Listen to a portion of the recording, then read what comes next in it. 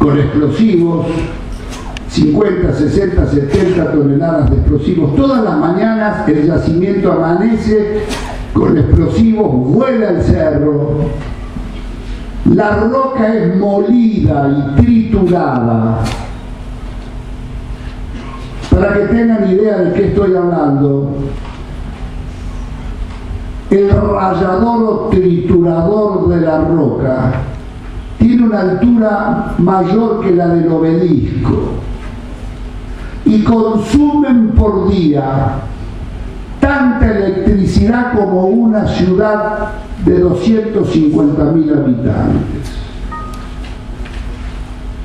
Los camiones que transportan eso, los neumáticos son de 3 metros de alto. La roca es molida y en grandes piletones construidos al aire libre de 2 o 3 kilómetros de largo, forrados con membranas para que no pase el agua, depositan allí 80 a 100 millones de litros de agua potable por día, que se saca de los arroyos o de las aguas profundas, de las napas profundas. Esas aguas son mezcladas con 10 a 12 toneladas de cianuro por día.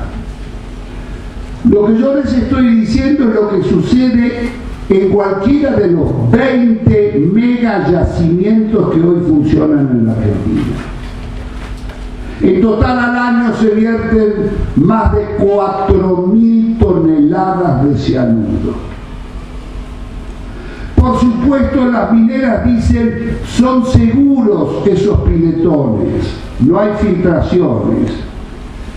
Pero la tierra y la montaña también tienen movimiento, también hay fisuras. De ninguna manera esto es un cheque en blanco. Se produce una gigantesca devastación al chuparse semejante agua en regiones áridas y en mezclarlas con cianuro y otros tóxicos para separar el oro y los metales más valiosos. Pero el impacto ambiental no es solo este. La nube de polvo que provocan las explosiones es polvo mineralizado. Esas partículas de polvo allí en altura se desplazan, no van para el cielo, van hacia los valles porque los vientos en altura las llevan hacia los valles. Al pie de esas cordilleras en general, como vienen los ríos, hay zonas fértiles y está la agricultura. Y ha provocado y provoca estragos esto. ¿Por qué? Porque esa nube de polvo mineralizada cae sobre los cultivos, cae sobre las aguas de los ríos, aumenta el porcentaje de metales que tienen las aguas. Las mineras, cuando uno las visita, te dan un vaso de agua y dicen, ve, no tiene cianuro. Bueno, pero tiene una cantidad de metales, hasta arsénico y mercurio, y todo lo tiene, que un vaso de agua no mata a nadie. Pero varios vasos de agua, en varios años, ha provocado un aumento de enfermedades que no existían en las poblaciones aledañas a los grandes yacimientos. Desde abortos prematuros en los animales y en los seres humanos, a aumento de diabetes, cánceres, hepatitis raras, etcétera, etcétera. Bueno, estamos entonces ante un problema tan grave que después de haber salido de la ilusión del progreso y la riqueza que abrieron estas mineras al instalarse, las poblaciones pobres aledañas a las mineras y las ciudades regionales empezaron a reaccionar y sus poblaciones empezaron a movilizarse, se dieron cuenta que los informes de impacto ambiental estaban truchados, eran falsos, mentían.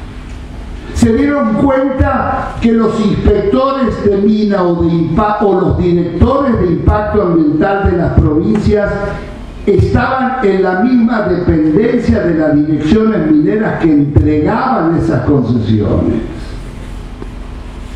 Se dieron cuenta la ligación entre el funcionariado de esas oligarquías nuevas provinciales, repartiendo y vendiendo por decenas de millones de dólares los yacimientos a las corporaciones. Se dieron cuenta de muchas cosas y comenzaron a movilizarse. Fueron a asambleas, peticionaron a todos los niveles, municipal, provincial, llegaron hasta el Congreso de la Nación. Sus movilizaciones fueron tan grandes que finalmente tuvimos una serie de victorias en las provincias mineras. Las legislaturas de 7 provincias prohibieron esta megaminería, que comúnmente se la denomina minería a cielo abierto, porque no es de galería, se hace a cielo abierto, con cianuro y sustancias tóxicas. Las últimas 2 provincias se pronunciaron el año pasado. En agosto fue San Luis y Córdoba fue en septiembre. Es decir, que la acción de las comunidades o poblaciones y las asambleas y todo este movimiento nos ha dejado algo muy importante, aunque todavía eso no nos ha llegado a los grandes centros urbanos del este de la Argentina. Nos ha dejado por primera vez, han comenzado a sembrar una conciencia ambientalista. La conciencia de que el agua vale más que el oro. Y a ese valor yo quería llegar. Acá no importa discutir de rentabilidad ni de ecuaciones económicas. Por encima de la defensa de la naturaleza, del aire y del agua, no pueden existir otros valores que aceptemos. Por más que sea un negocio espléndido, este es un valor que están haciendo en la Argentina. Otra cosa que yo querría decirles, y volviendo al tema de los recursos naturales, que la minería, que hasta hace pocos años no sabíamos ni que existía, todavía no hay conciencia en nuestra población, muchachos, de qué valor tiene esa minería. Miren, a la Argentina se la conoce como país agropecuario. Bueno, parece que tiene petróleo, sí, a lo mejor ya no queda nada. No, hay mucho y de todo, muchachos. Este tipo de argumentos los lanzan quienes quieren quedarse con nuestros recursos. Empecemos por decir que en los 4.500 kilómetros de cordilleras y mesetas y serranías que tiene nuestro país, se encuentra la sexta reserva de metales del planeta. Es monumental. Algunos hablan de 300.000 a 400.000 millones de dólares a valores de hoy. Es tan antinacional que la dificultad que existe es que el que lo escucha le cuesta creerlo. En primer lugar, todo todo esto se realiza sin ningún control público. No existe ningún control público en los yacimientos. De vida cuenta se llevan un barro, otros se llevan alguna forma primaria de refinación. Pero Argentina no obliga a refinar y decantar los minerales en la Argentina para decirte esto es oro puro. No se lo exige. Por lo tanto, perdemos de 15 a 20% de valor de esos minerales. Chile y Brasil lo exige. Se refinan en sus países. Y lo que se exporta a valor de mercado. El sistema que impuso Menem con los hermanitos Gioja permite esto que nosotros decimos es un saqueo. El fiscal federal de Catamarca y Tucumán, don Gustavo Gómez, agrega que esa además tiene contrabando agravado porque se llevan sin declarar 60 metales, sin control público. Pero encima de todo esto, muchachos, ¿qué nos deja esa devastación? Nos deja casi nada. ¿Cómo es posible? Esto es difícil ahora de entenderlo. Todo aquello que exportan, que sacamos la cuenta, no, las mineras declaran muchísimo menos que eso. La tercera parte declaran. Son ridículas las declaraciones. El sistema es: pagan regalías de acuerdo a la declaración jurada que la propia empresa hace. La declaración jurada se hace 60 días después de que el contingente llega a puerto de destino, y entonces dicen ellos que decantan los metales y los minerales. Es decir, es una estafa monumental. Sobre eso que declaran,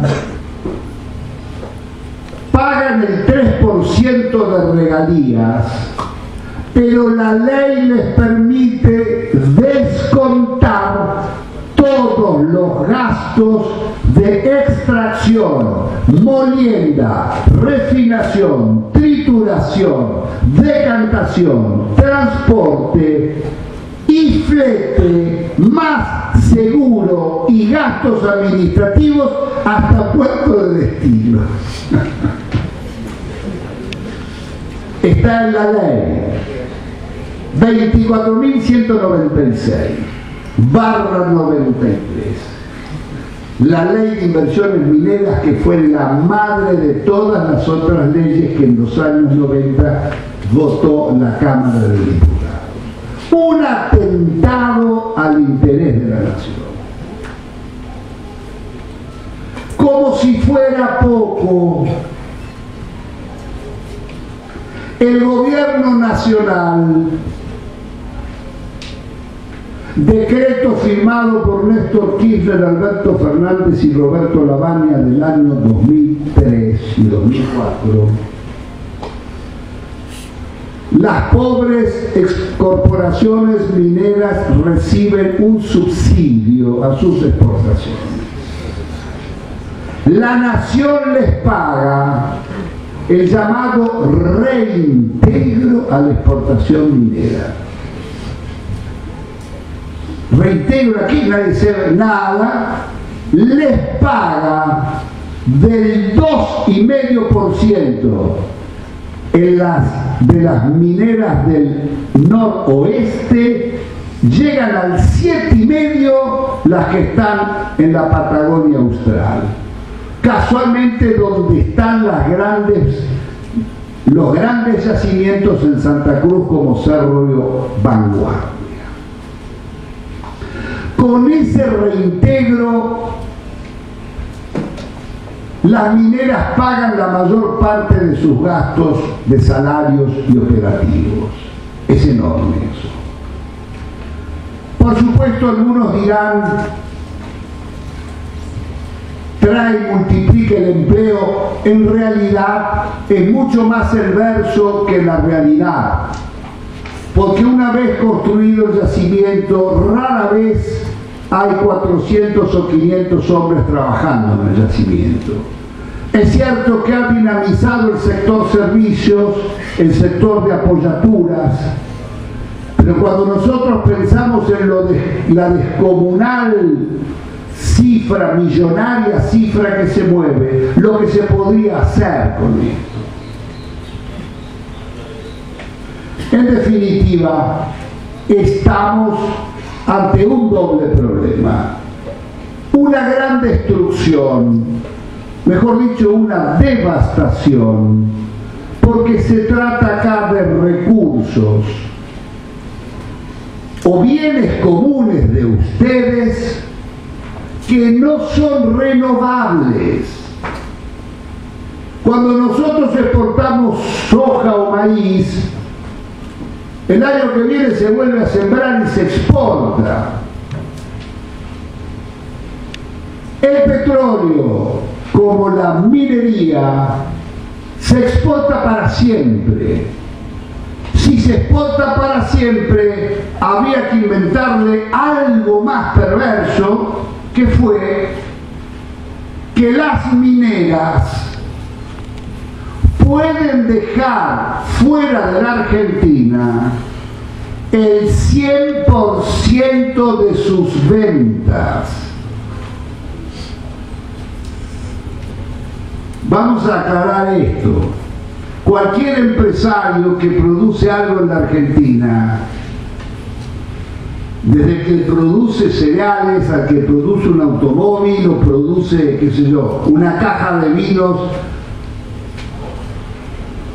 exporta, está obligado a llenar toda la documentación de exportación, y lo que figura en la facturación de exportación de lo que está exportando, 1000 cajas de vino, qué sé yo, $10.000, debe ingresar esa divisa al país. Cuando el país vende el fruto de su trabajo, las exportaciones enriquecen a un país porque uno vende y en la plata entra a casa. En minería, muchachos, no entra porque pueden dejarlo todo afuera. En petróleo, lo que se exporta, pueden dejar el 70% de sus ventas fuera de la Argentina. En minería el 100%.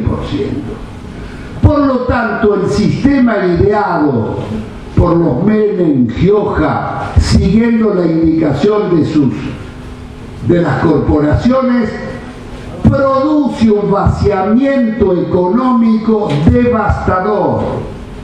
Esto es lo que explica que las provincias mineras, después de 10 o 15 años de minería de esta clase, siguen tan pobres como antes. Yo he visitado, con motivo de presentar mi película La Rioja, he visitado Catamarca. Están pobrísimas. En Catamarca, ¿cómo es posible, después de 14 años de minera lumbrera, ese grado de pobreza? 50% de la población en la pobreza, casi toda rehén porque el 60% es empleado público, no han construido una industria. Bueno, pobreza, devastación, falta de defensa del interés nacional. Las provincias que tienen el dominio de los minerales y el petróleo, antes era de la nación, pero en la reforma constitucional del año 94, que tuvo como motor la reelección de Menem, pero algo mucho más grave, había que darle continuidad jurídica